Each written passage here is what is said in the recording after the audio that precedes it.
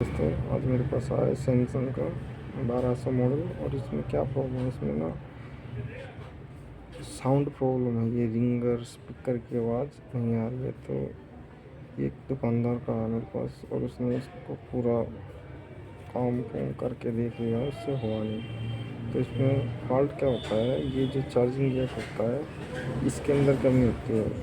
Charging Jack को उतार के दोबारा सेट करना ये समस्या सोल्व हो जाएगी। ये साउंड वाली साउंड ना आती जाती नहीं है, ये जैक शॉर्ट हो जाता है इसका। उसके बाद इस समस्या का समाधान हो जाएगा। इस जैक को उतार के दोबारा से अच्छे से क्लीन करके लगाएंगे, तभी इसके अंदर साउंड आने जाने लगेगी अच्छे से।